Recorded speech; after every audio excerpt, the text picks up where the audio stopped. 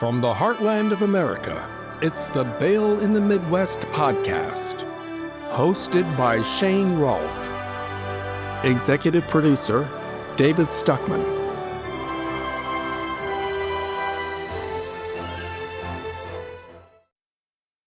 Hello and welcome to the Bail in the Midwest podcast, where we explore a variety of issues related to bail, pretrial release, and the criminal justice system in the Midwest. My name is Shane Rolf. I'm the Executive Vice President of the Kansas Bail Agents Association, and I've worked in this field for the past 39 years.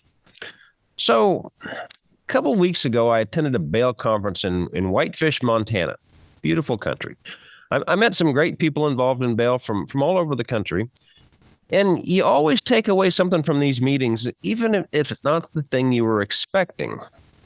One of the speakers was a guy named Brian Hino, I think it's Hino, who's the sheriff of Flathead County, Montana, which is where we were. So oftentimes you'll have local law enforcement come visit. Now, in terms of appearance, this guy was straight from central casting of what you might expect from a modern Western state sheriff. Good-looking guy, wearing a cowboy hat, cowboy boots, Western shirt, and blue jeans with a big rodeo-style belt buckle with a badge on it. And, of course, he had a real badge and a gun clipped to his belt. Sort of a modern-day Marlboro man-looking guy. I mean, he was cowboy sheriff. And of course, he talked about Flathead County. It's apparently as big as the state of Connecticut, but it only had 7 deputies on patrol per shift. And the challenges law enforcement in that area of the country was facing, different drugs, the influx of people from California, didn't really care for the Yellowstone TV show, standard law enforcement stuff. But then he kind of veered away from that. And he talked about how he personally was always a go-getter, hard-charging, the first one to volunteer. He led the SWAT team. The phone ringing, he was out the door. And that was his job. He never really thought about the impact it might be having elsewhere. And he said it was really driven home when his 12-year-old son asked him, "Dad, are you ever going to be home?" It's like, oh, man, you feel like crap then. It's like sort of a real cats in the cradle moment for him. And he mentioned that those of us who are a little older, and sadly, I'm a little older these days, always make fun of millennials and the younger generation for not being dedicated enough to their jobs. 5 o'clock comes and, man, they're out the door. They said, maybe they're not completely wrong. He talked about the suicide rate among law enforcement officers, and while he was thankful he hadn't had any officers actually kill themselves, he did have officers who'd quit, telling them that they just couldn't do the job anymore. So he spent a lot of time urging us to think about self-care and think a little bit more about work-life balance, which for bail bondsmen is unheard of. There is no work-life balance. It's 24/7. But listening to him was striking in a couple of different ways. First, it was really unexpected given the source. Law enforcement, sort of like the military, is seen and often is hyper-masculine. Shake it off, rub some dirt on it, get back in the game. Don't acknowledge weakness. James Bond, get back in the movies here, always have a snappy one-liner after he shoots the villain. He's not shaken with adrenaline overload and wondering if that one decision is the end of his career. So to have a police officer tell you, hey, acknowledge your feelings and make sure you deal with them for the sake of your own well-being, that's a little different than we normally expect. And second, it was kind of striking that he included us in that conversation. You got a room full of bail bondsmen and bail enforcement agents, and here's a county sheriff acknowledging that we're part of the same community, the broader criminal justice system. And we might be subject to the same stresses as law enforcement. And while we know that to be true, it was nice to be included. Now, I've probably talked long enough. My guest today is a retired law enforcement officer who has looked at a lot of these issues, managing the police, running a jail, generational differences in staff, and can hopefully enlighten us a lot on that. Brenda Dietzman retired as the Undersheriff of the Sedgwick County Sheriff's Office, which is Wichita, Kansas, the largest city in Kansas. So, as far as Kansas goes, it's a large metropolitan area. And she was there for 28 years in law enforcement, and she served in a variety of roles there. She's received at least a dozen notable awards while in law enforcement. And then, upon retiring, she started Wayfinder Consulting, where she focuses on leadership and management, especially in law enforcement and corrections. She offers online courses, consulting, and individual training. She's also an internationally certified trainer, is presented to national and international audiences for both the private and public sector. She's presented at several national conferences, including the International Association of Chiefs of Police, the National Sheriff's Association, the National Tactical Officers Association, the American Jail Association, which is a big one, Women in Federal Law Enforcement, and many other groups. And she's also written articles for national publications, including Sheriff and Deputy, American Jail, the Corrections Managers Report, and the International Association of Chiefs of Police Chief Magazine. And we're incredibly lucky to have her take a break from her busy retirement to talk to us today. Brenda, welcome to the podcast. Oh my goodness, thank you so much. It's great to be here. Well, I mean, I kind of hit on the highlights there. I pulled a lot of that off your website, but go ahead and kind of give us your background. What's your CV? How did you get into law enforcement? I mean, again, we see a lot more women in law enforcement now, but not so much 30 years ago. So how did you wander into this field? Ironically, on the statistics have been about the same with women in law enforcement. It's gone between 12 and 14% for about the last 30, 35 years now. It hit a peak around 2001, around September 11th. And then it's kind of declined again. But it's a very narrow window. So it's just kind of interesting. So how did I get into law enforcement? I was raised on a dairy farm in Wisconsin. My dad used to take me hunting. I wasn't very good at that because I kept falling asleep. So I was around guns a lot. And then when I grew up, I went to college, and I came across a television show called Cagney and Lacey. And I think every female law enforcement officer about my age probably got into law enforcement because of that show. And I wanted to be Christine Cagney.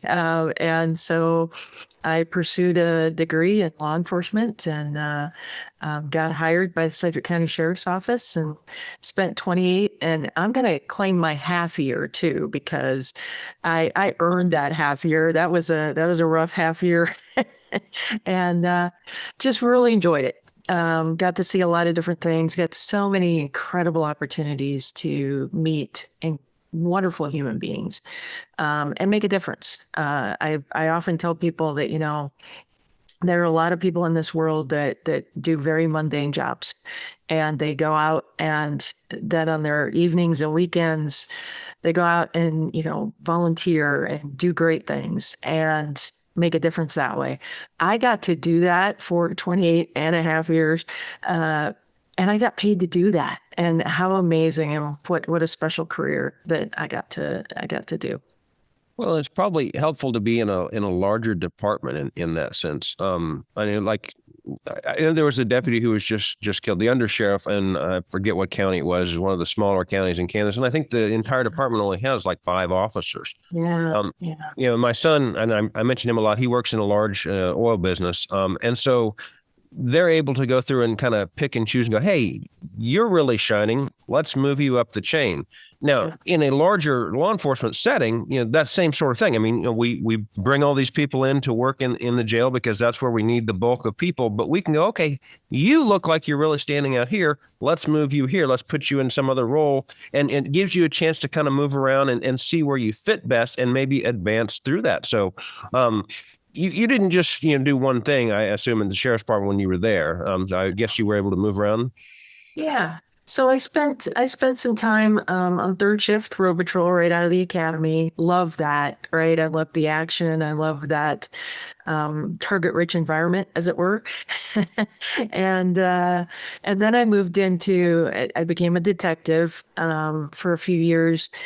Got promoted pretty quickly into sergeant, and I spent quite a few years there. I stumbled kind of into community policing, absolutely fell in love with it. It was a very freeing job because I didn't have to, respond to calls, or my people didn't have to respond to calls.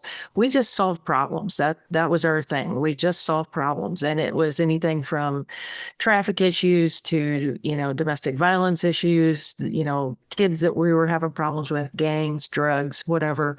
And we really got to focus in on the problems within our community and work for long-term solutions to those. I love community policing. That was the job that I was born to do.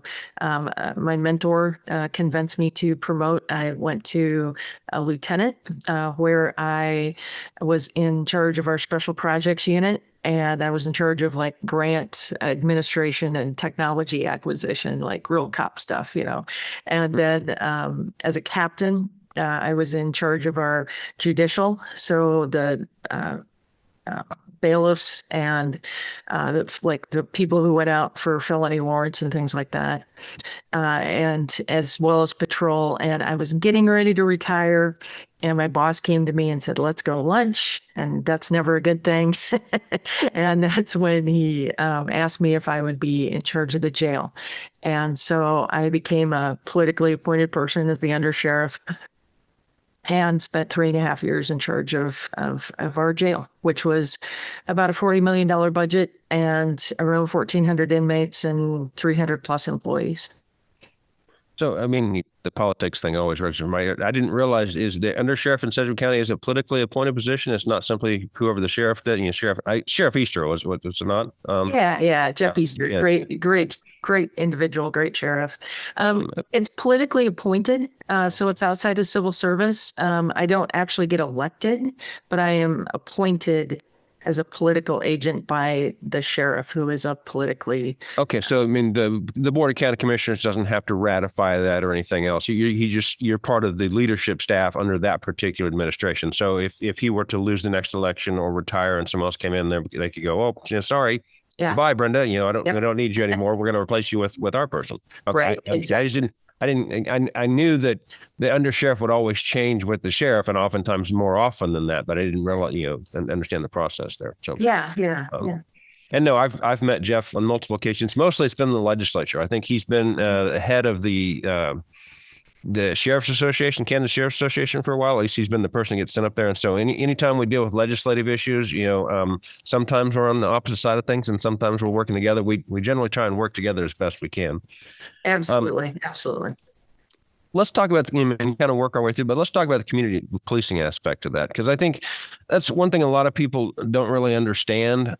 Is it just this touchy-feely version of law enforcement, or if I call the cops, I want them to come, but otherwise I want them to go away. We have this superhuman expectation of the police that they're omniscient and will just show up and fix things as they are, as opposed to it's a system and a process. So what does community policing do for us? I guess you talked about sort of root causes, but how does that work in an actual setting? Yeah, a lot of times when we get a call or something as a law enforcement agency and we go out, we have a very limited amount of time. It's kind of like going to see the doctor, right? Because we've got the next patient, they got the next patient coming in, we've got the next call coming in. So we were sent in on those things that were really becoming a problem. Like people would continuously call 911 and we keep going out to that house, whether it be for a neighborhood dispute or, a child or domestic violence situation. And then we also looked at traffic issues. So we would focus in on, the high traffic accident areas and try to do enforcement there and education. So we made sure we had one particular project where this intersection, people just kept having accidents. And so we went up there and we realized that one of the main reasons or main causes is that the lines on the road, the lane dividers, were worn off. So we got the road department to go up there and paint the lines back on, and accidents went down. So it was a more proactive approach to law enforcement. And it's, cops have been doing that forever. We just put a label on it. Now it's called intelligence-led policing. So it's just always an evolution. We just put a different name on it. So how is that different than what, kind of loosely referred to as smart policing, where you essentially look at crime hotspots and go, okay, well, there's a lot of crime here. We're going to need to have more officers here, in the idea that if you have the officers just in the area and available, the incidence of crime is going to go down. I mean, it's not so much broken windows, but it's more we're responding to areas where there's high crime rates based on history. If we can kind of flood the zone there, we're going to cut down on crime in those areas. Is that different than community policing, or is it sort of in the same vein?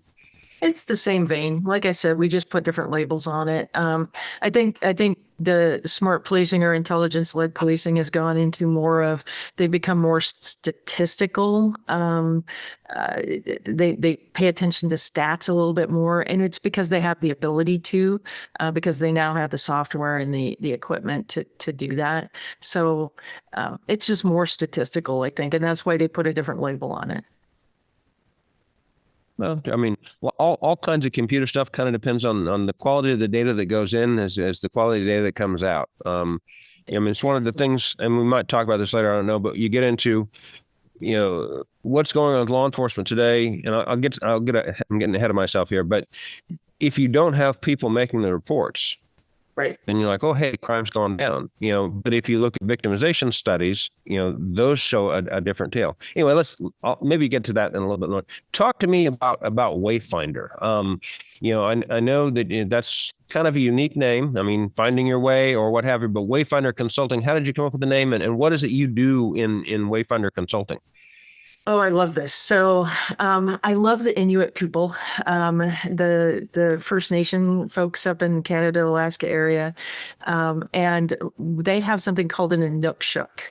And basically it is you saw it during, I think it was the 1988, I know you were around at that point, Olympics, and it was the kind of the symbol. But basically what it is, it's a cairn where they would put these rock formations that kind of look like a person. So it has arms, and I use that kind of as one of the symbols. I like the fact that I've been there, done that. Right, I've been in law enforcement. I also have a lot of life experience, both in my work and through life, because I'm a little, well, I'm retired, so I'm a little older, and maybe I can help you find the way. And do things a little bit easier. And the reason that I started doing this is I retired pretty early when I was 52 years old. So I knew I wasn't just going to be able to sit around and, sit in a rocking chair. And I love to teach. So I love to travel. So I thought I'd put those two things together. And one of the frustrations that I had through my career was I would go to trainings.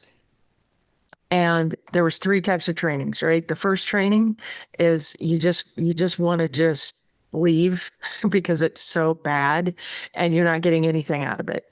The second type of training is that you feel inspired, like the person's fun, they're fun to listen to, they've got great stories, but you walk out of the training and you're like, what do I do?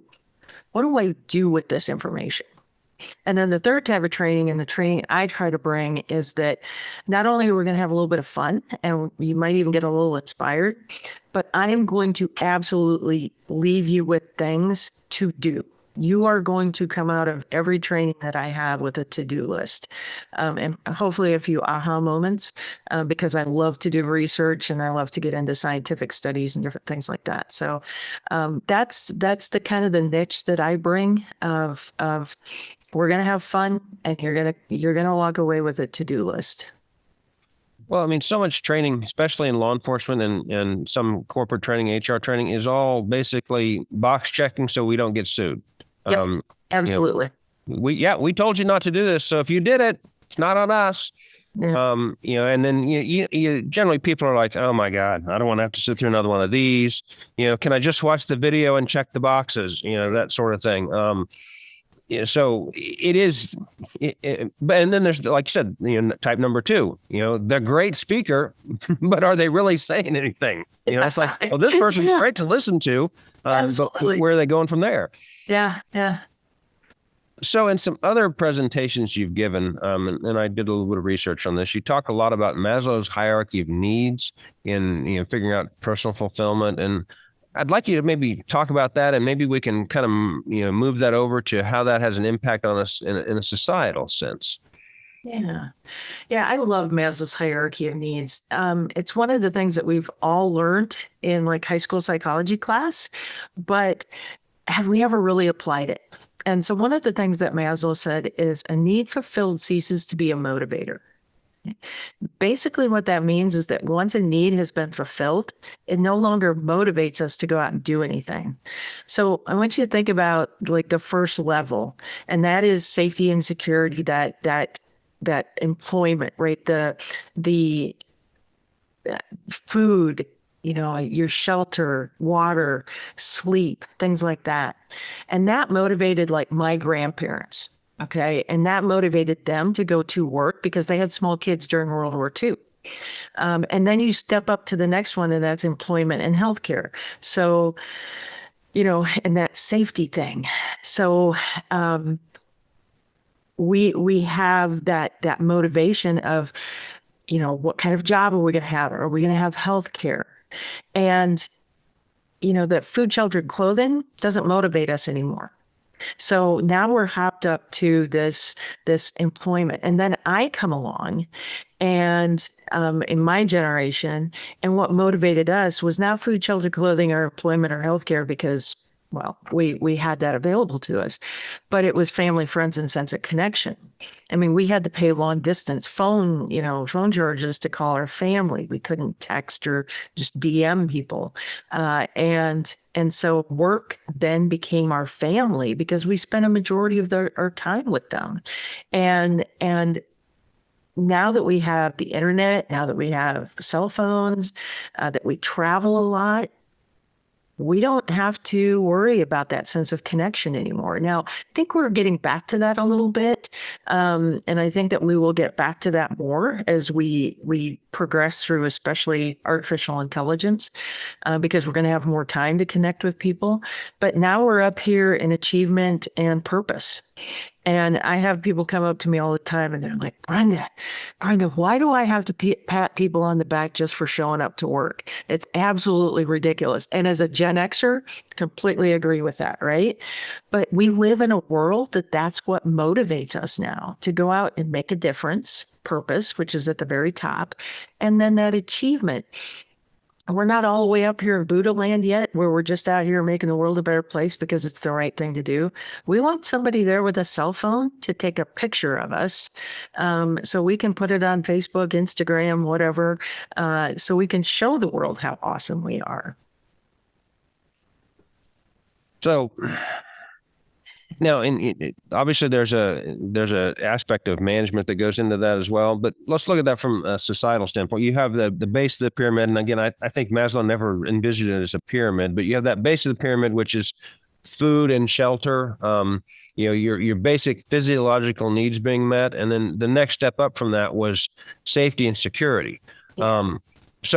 But from a societal standpoint, if we lose those things, does that then, if we lose the safety and security, so, we have, a loss of law enforcement, we have, increasing crime, those sorts of things, then we step ourselves down. Well, we've got to get those. I mean, and that's why politicians then turn around and go, oh, look, we've got to get a handle on this crime because they're appealing to that particular need there.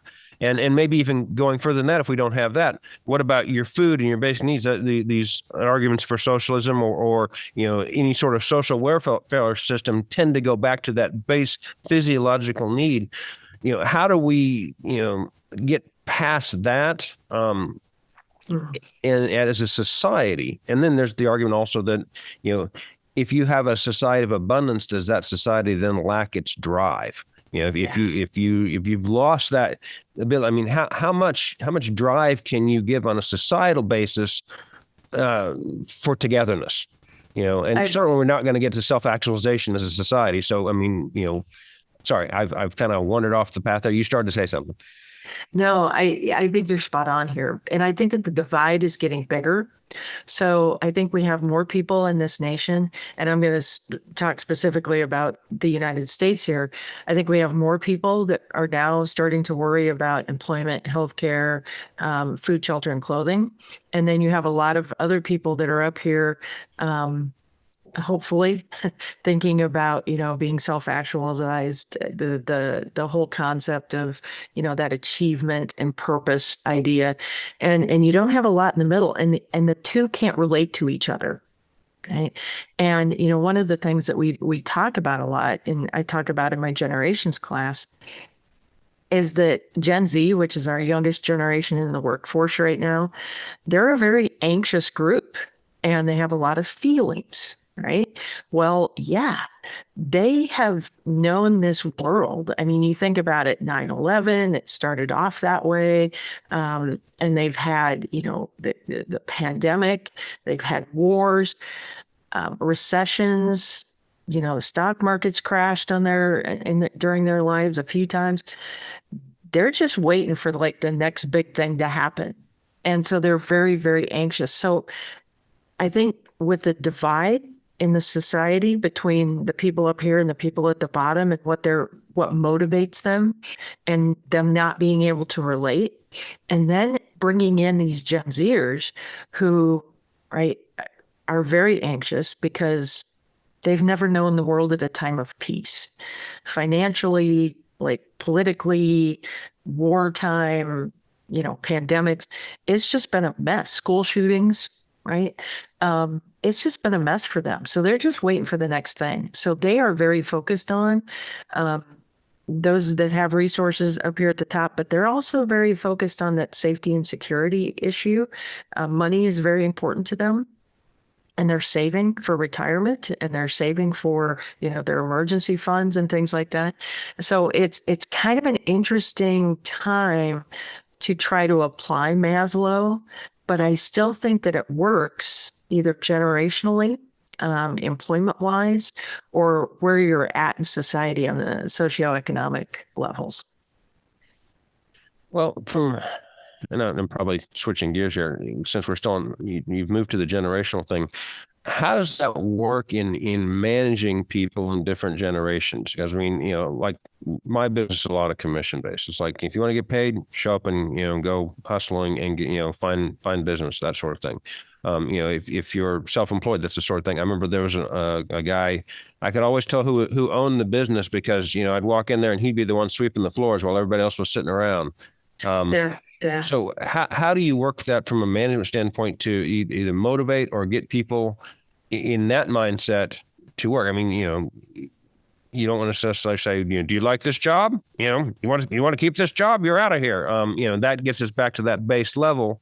There was an old, and I'm probably talking too much, but there was an old book, Management Secrets of Attila the Hun, something I read a long time ago. And it was, in all things be Hunnish. But they talked about, you need to provide praise. You need to, direction, but not necessarily, breaking you down direction. Although I don't know if that's quite how Attila the Hun would have managed, but it still, talk to us about, management and leadership when you're dealing with a generation that responds in that manner. Yeah. The interesting thing is when I first got into law enforcement in the 1990s, early 1990s, we were all kind of the same. We all kind of had the same work ethic, boomers, the greatest generation, us Gen Xers. We got accused of being a little bit lazy. We grew out of that.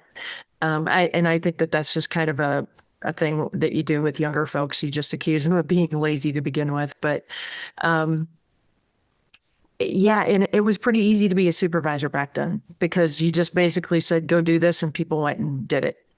And now you've got, boomers, you've got Xers, which are kind of the same. And then you've got millennials and you've got Gen Zers. And pretty soon we're going to have Gen Alpha coming into the workplace. The older millennials have a tendency to go a little bit more towards the Gen X type of work ethic and thoughts about work. But it's so different now because you've got people coming into professions from different generations that are motivated very differently. And you've got people coming into the workplace that may be coming from different socioeconomic conditions. So some expect very little when it comes to that. Some expect a lot. And then you've got the different needs, like the Gen Zers. Money is so important to them. They're saving for retirement. It's truly amazing how, and it's because they were raised by us Gen Xers who said, nobody's going to be here for us. You've got to be able to take care of yourself. Social Security's not going to be here for us. And the way that you do that is you have money. So that's why they're so focused in on that money. So management today, and even dealing with people in the public, and I don't care whether it's from law enforcement, corrections, from the bail bail world, you've got to really look at someone and get to know them to find out what motivates them. Because it might be family, it might be money, it might be, hey, I want to make the world a better place. So finding out what motivates people makes you a really great manager if you can do that well. And then just keep doing that, keep feeding that to that person. How do you get around that from an equal protection standpoint, though, too? If you're going, well, I'm giving this person because they respond better to more money. This person responds better to more praise. So I can just praise you and not give you some money over here. And the other guy's like, I don't care what you say about me. I want the cash. But pretty soon the guy that you're giving the praise to is like, where's my money? Yeah. I mean, well, how do you balance those things? And I think from a profession thing that you've got to be fair when it comes to money. Right. And people who thrive on praise, you've got to give them the same amount of money. But I think in society, I think that we've done that. You look at law enforcement, you look at teachers, right? People get into those types of nursing. People get into those types of professions based on the fact that they want to make the world a better place. Right. Hopefully, right? Hopefully. And as a result of that, you don't need to pay them as much because they're out there making the world a better place. So I don't think as far as inside of an organization, you can say, I'm going to pay you this and you that. But as society, we have done that. I mean, the fact that teachers get paid what they get paid is pathetic because they are raising our next generation or helping to. Right. And, that should be something that should be like really rewarded. And so we can keep getting the best of the best and keep them motivated to do an incredible job. Yeah. I mean, I think anytime you have those calling-based professions, society's like, hey, you're going to do it anyway. I don't need to pay you. I'll pay you the base minimum. I mean, I need to do that. But is it not the calling-based people that you want working in those professions anyway? And so then it's the question of, well, do we need to pay you more? Or because one of the arguments about, well, if we pay teachers more, we'll get better teachers, which the corollary to that is we have terrible teachers now. It's like, well, but we don't have terrible teachers now. Right. So now we're just rewarding the same people. So that's an argument you see at the legislature all the time. It's like, well, who are you going to fire if we, who are you going to bring in and replace if we're going to give you this extra money to get better teachers? Does more money equate to that? Or anyway, I'm kind of rambling on that one. I get that. And I really appreciate that. And that's the thing. And people, when I bring this up, people are like, well, are you saying that all law enforcement officers are bad now because we haven't paid them? No. But what I'm saying is that what Gen Z has found and some of our younger millennials have found is that they can make the world a better place by doing all sorts of things because the private sector has found that they can provide purpose and draw these people in. So to keep getting the best of the best, the people with the best heart that are going to do the right thing, at the right time, the right way, for the right reason, with the right heart, we've got to start paying them because they are looking elsewhere because everybody else has figured out to get really good, great people, you provide them purpose and then you praise them. I always get a little concerned about, I mean, I know you got to provide purpose, but I was get a little concerned in the bail reform context because the people that are necessary, that we talked about in maybe the last episode, it's like, well, my purpose is to get rid of bail. It's like, well, that's not really the purpose we want you to get involved in. No. Yeah. So, but from a generational standpoint, so you got these differences in generation. So now we're dealing with the younger generation that needs praise. Crime itself is generally a younger person's game. Normally, crime, you tend to age out of it either by we've incapacitated you incarceration wise, or you've just grown out of this. So if you have a different generational motives, how does that impact, just general crime? Any thoughts on that? Yeah. Wow. Well, if I had some of these answers, I'd probably be on a deserted island somewhere in the Bahamas. But yeah, I think that again, I'm not a big fan of our system. And I think that there are other people, other countries that, do, especially incarceration, quite a bit better than what we do. And so again, it takes that work of getting in and getting to know this person so we can stop it, like prevent it altogether, and give people the tools and the abilities that they need to break a cycle. Right. If, and I give the example of, I remember walking into houses when I was a young deputy, and there'd be cockroaches and just, nastiness just everywhere, kids sleeping on the floor, at 3 o'clock. Bugs crawling over the kids. Yeah. Just horrible. And, and then I'd watch those kids grow up, and they get out of the house, and I'd be like, oh, thank goodness, they're out of the house, they're out of that horrible situation. But then I'd go into their homes, and there was cockroaches and kids laying all over the place. Right. So, Right. How do you break that cycle as a very young person so that they know that there's a different way? And then if they do get into crime, then what safeguards do we have in place to stop that and to break the cycle at that point? And there's not a lot of places where we break that cycle in this society. And that makes me sad. Because I think there's a lot of incredible people who are in jail that shouldn't be there, that they need to be there, but they shouldn't be there if we had broken that cycle. And some of that responsibility absolutely goes back on them, but some of it comes back on us as a society to help us break that cycle for them and give them the tools, the ability, the knowledge to do that. Well, I mean, you also look at family structure. I'd read it. I was looking over Thinking About Crime, which probably should be the book behind me. It's not, but and one of the things he was talking about was that one of the big 3 impacts on crime rates was family structure. And I think what that gets to is more single parent households.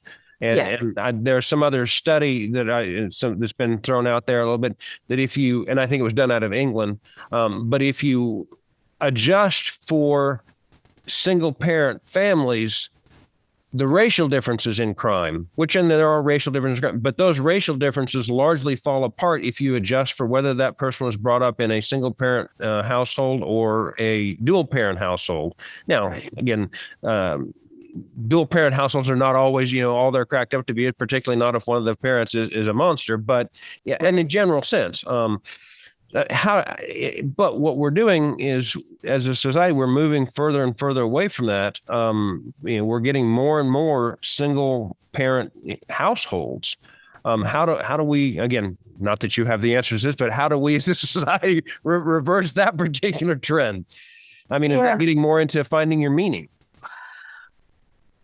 I was just listening to another podcast about this last night about how, most of the time when there's a single parent, it's usually the female, right? And, and she ends up, and you hear these stories all the time, right? NFL players talk about this. So many different people talk about this, that, my mom, we lived in a car, she worked 3 jobs and well, the problem is that mom's not around to raise the kids. So who's raising the kids? It's technology, it's television, it's the streets, it's other influences. And so I think some of it comes back to putting some responsibility back on the father of these kids, even if they're not together, but that financial support. I think that there's also that idea of, having 2 parents that are responsible, that have jobs, or that, really take time and raise them, reading to them at night, doing all of these things that they're supposed to be doing, interested in what they're doing at school.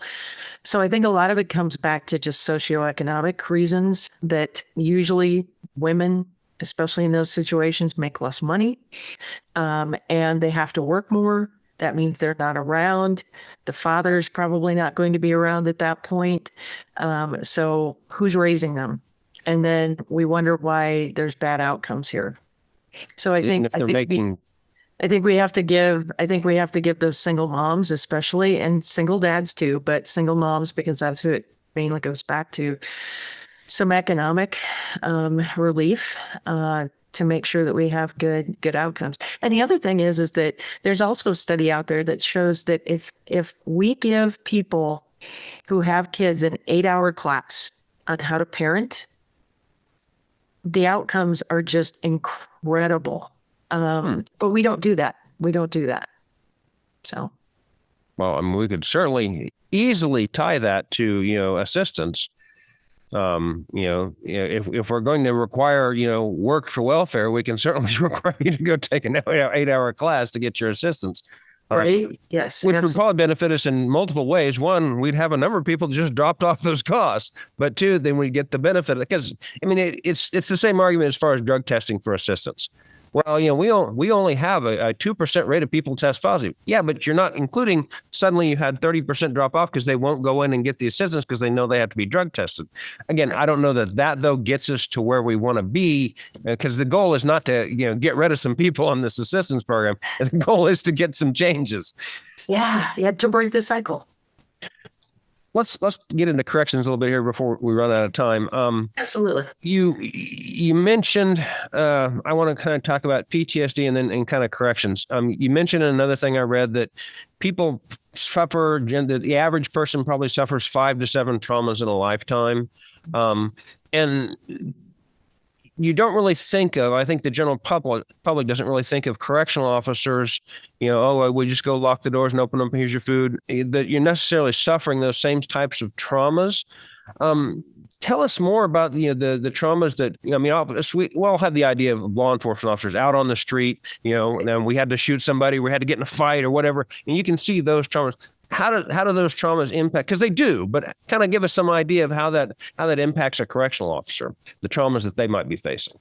Yeah. So here's the interesting thing about trauma. There's big T and little t traumas. So the big T traumas are things that happen to us, a death in the family, a shooting, a big fight, whatever that is. There's the little T traumas too. And those things are simply, I see it. I see the trauma. So I'm, driving down the road and I see a horrible accident and I look over and I see, a body covered up by a sheet or something. That's traumatic for people. And the other one is that if I hear about it, so like when I was a young detective, and people would come in and tell me their stories, that was a trauma. It wasn't happening to me, but I was hearing about it. The interesting thing that we know about trauma through Dr. Basil Vanderkolk's work and others is that trauma affects us the exact same way. So we dump cortisol, we dump adrenaline, we dump all of that. And this is very concerning for us. So the thing that we understand is that corrections officers have both the big T traumas, like because they get into fights a lot, especially if they're working like in the booking area. But then you can also have some, fights in the pods and different things like that you can say. But the big thing that they see all the time and that they're absolutely swimming in is that little T trauma of hearing about crime, about hearing about the way that the inmates' lives have gone and hearing about the traumas that happen to them and then seeing those things as well. So, and the crimes that they've allegedly committed and things like that. So they are swimming in this. So again, like you said, Shane, the average American goes through about 5 to 7 traumas in their life, but, corrections officers, I mentioned that, and when I'm teaching in a class that the 5 to 7 traumas, and I'm like, we've probably experienced 5 to 7 traumas in this class so far today. So, it's one of those things, and it affects us physiologically because that cortisol, the adrenaline, those things that get us ready to fight, flight, or freeze, get dumped into our body. So physiologically and mentally and emotionally, we're being affected by that. Well, and some of what you're describing strikes me as like, I don't know what empathetic based trauma. Essentially, if you're particularly empathetic towards, the system, and you see these people come in, either the victims, or you see just the people themselves come in, and you've got somebody completely strung out, and you're looking at what's going on. It's like, oh my God, this is horrible. How did you ever get to this state? Especially if it's somebody that comes back in regularly, and so you see that person, a kind of a progression over a few weeks, and it's like this person is heading toward death. But you have that, that sort of empathy thing. But in order to counter that, you turtle up. I mean, you just get, you develop this shell, you become hard and cold. But that doesn't necessarily shut off when you walk out the doors to the jail. And so then how does that impact the rest of your life?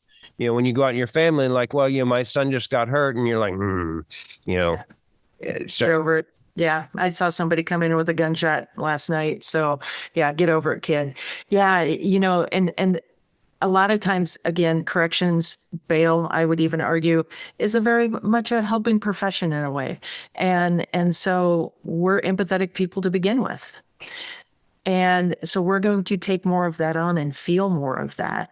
But the thing of it is, and Gen Z is really, really good at this, because us Gen Xers raised them right. They feel their feelings. Right. And a lot of times a lot of supervisors my age will come up to me and they're like, how do we fix that? And I'm like, we call these kids snowflakes because they come into the workplace and they're like, oh, we heard a bad story and, I need some time off, or, I had this experience and I need some time off to process it. I don't call them snowflakes. They're healthy because they're actually feeling these emotions. And that's something that is very foreign to baby boomers, to Gen Xers, because we, and the technical term for it is stuffing. We stuff those things.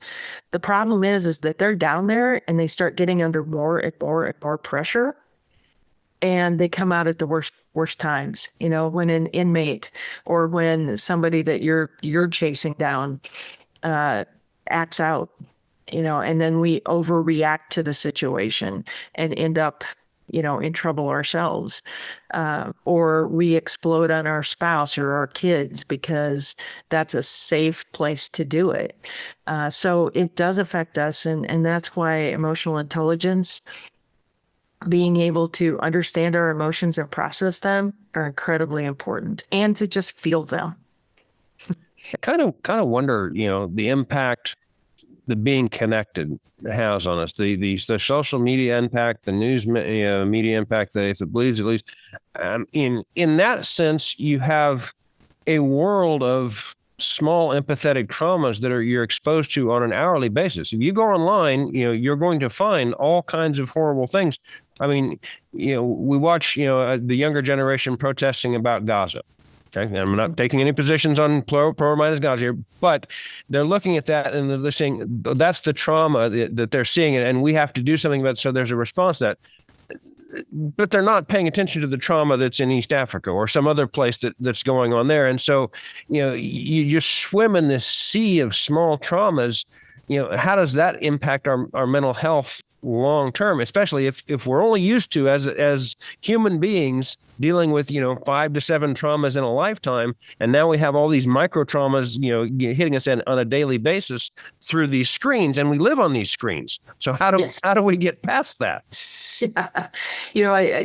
Good boundaries, and there's a lot of great information out there, but I think one of the big things is that understanding how incredibly fortunate we are to live in this country, and to kind of be isolated from war, in a way, because like when I was being raised in Wisconsin, and there was a war in the Middle East that was horrible.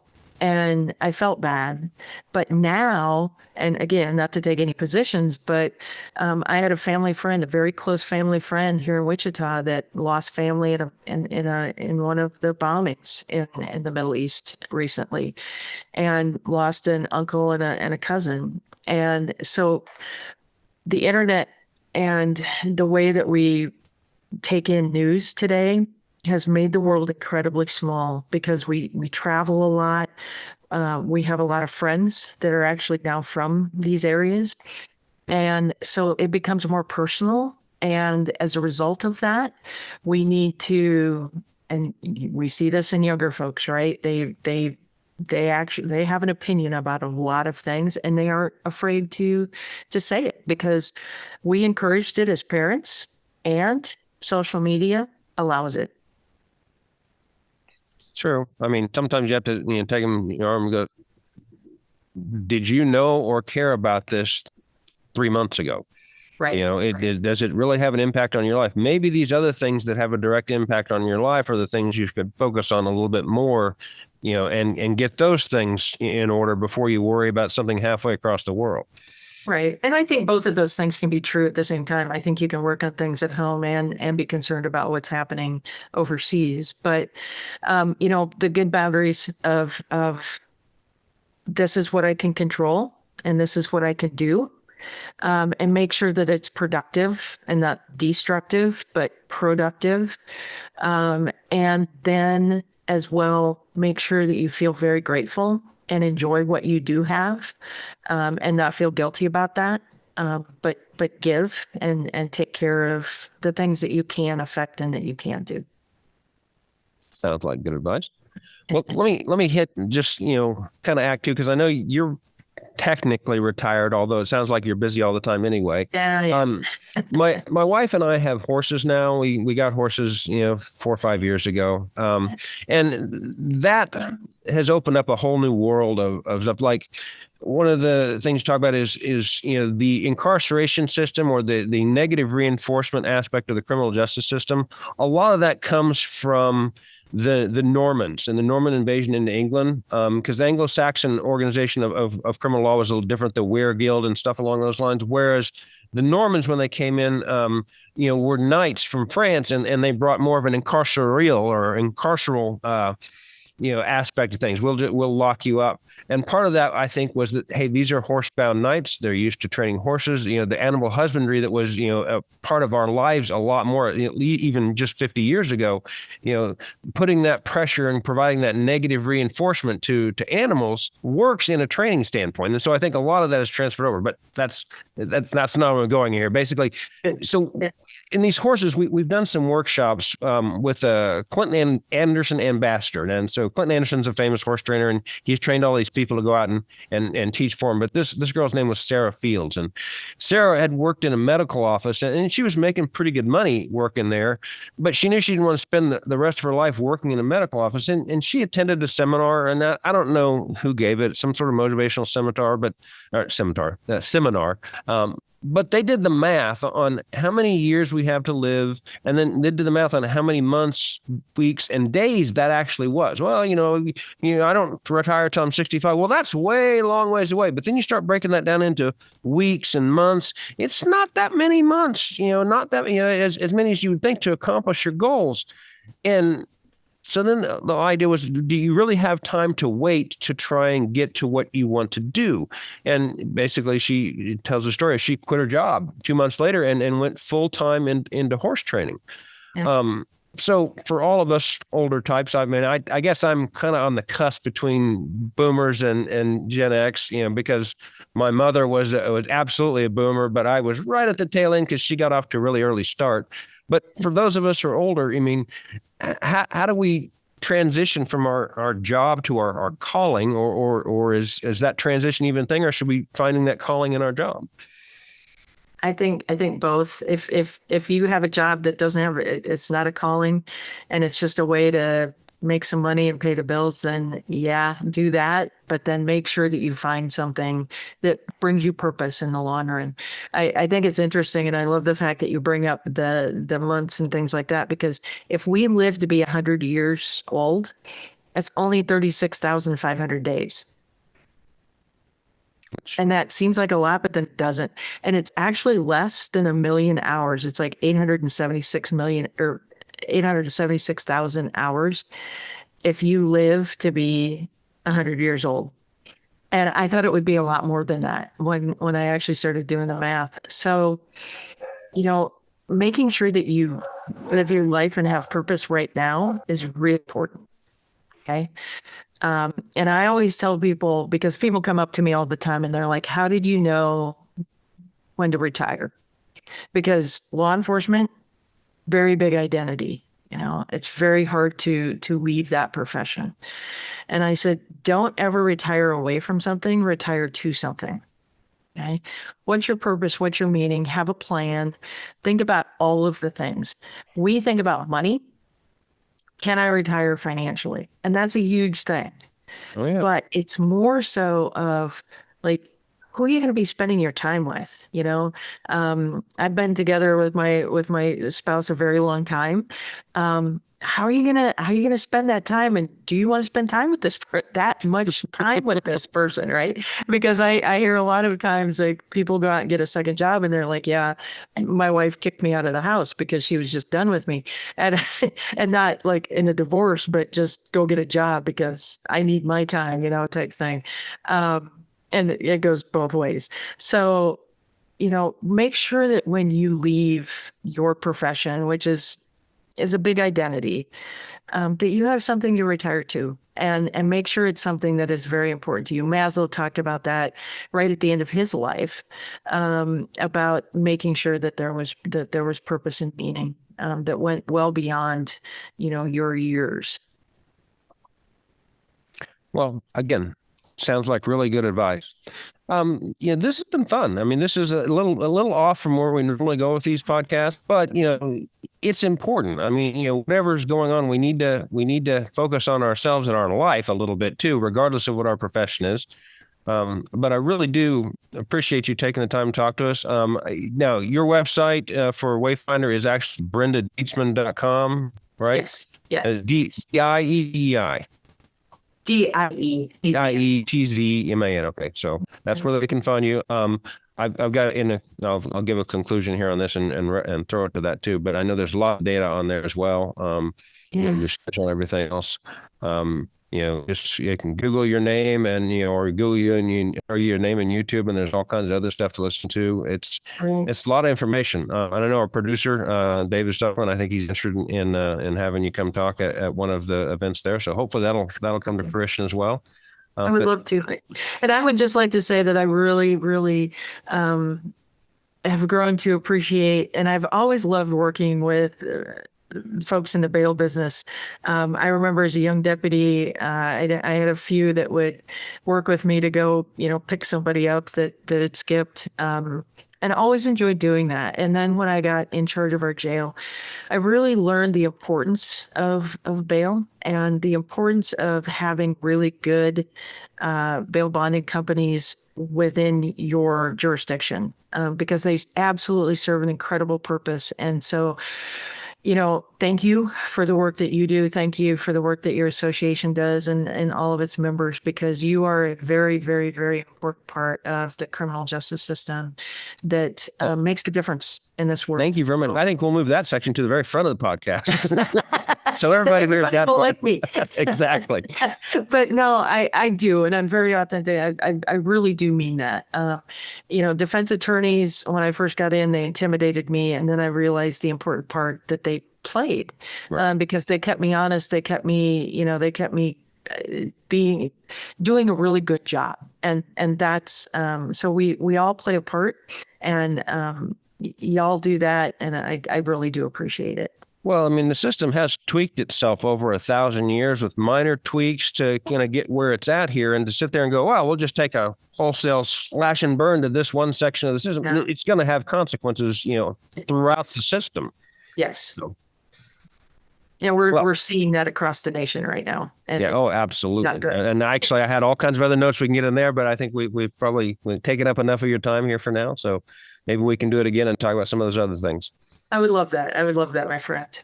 All right. Awesome. Thank you very much, Brenda. Absolutely. We would like to thank our guest, Brenda Dietzman, founder of Wayfinder Consulting, for taking the time to talk to us today. You can find a wealth of information at her website, Brenda Dietzman, DIETZMAN.com, for classes, seminars, and speaking engagements. But there's also links to multiple other sites and studies to help with both management and mental health. Now, I always talk about how the criminal justice system is one of the pillars of a civil society, and that society begins to break down if we ignore the rule of law. We still need to remember that that system is made up of people, and those people are not simply cogs in a machine. However, it may feel that way sometimes. So if you are one of those people that make up the system, make sure your health, both mental and physical, is not being harmed by your job. And if you think it is, find out how to make the change you need. But don't change this channel, and make sure you join us on the next episode of the Bail in the Midwest podcast, where we'll continue to bring you critical information and conversations with people involved in the criminal justice system. Thanks, guys. Join us again next time for the Bail in the Midwest podcast, hosted by Shane Rolf and executive produced by David Stuckman.